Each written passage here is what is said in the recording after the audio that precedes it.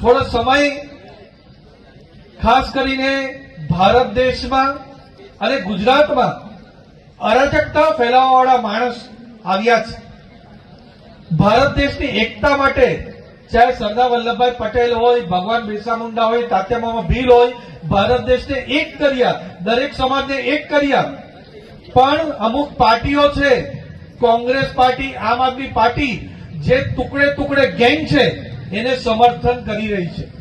આવા તત્વોને સમર્થન કરી રહી છે કે ભારત દેશના ટુકડા પડે, સમાજમાં વિભાજન થાય, એના માટે પૂરો પ્રયત્ન કરે છે। એવા જ પ્રયત્ન આપણા ગુજરાતની અંદર પણ થઈ રહ્યા છે।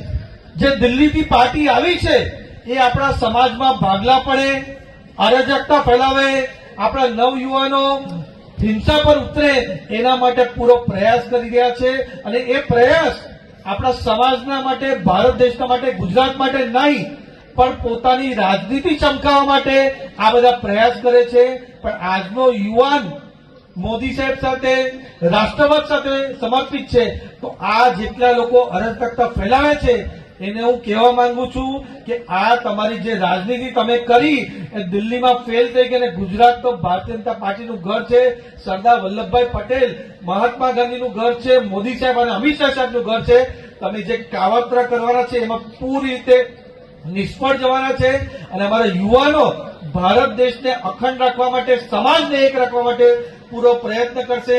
અહીંયા આજુબાજુના વિસ્તારમાં આવીને પણ લોકોને જાત જાતના પ્રોપોગેન્ડા કરવાની છે, જાત જાતની ચડામણી કરવાની છે।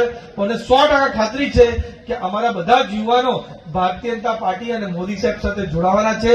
અને આજે આપણે બધા મોટી માત્રામાં બધા એક સાથે એકતા યાત્રા કાઢીને આપણે બધા જ સરદાર વલ્લભભાઈ પટેલને યાદ પણ કરવાનું છે। અને સરદાર વલ્લભભાઈ પટેલ જે આપણને શીખ આપી ગયા છે, ભગવાન બિરસા મુંડાજી જે શીખ આપી ગયા કે આપણે ભારત દેશને એક રાખવાનો છે અને દરેક સમાજને એક રાખવાનું છે, એવું કામ આપણે બધાએ કરવાનું છે।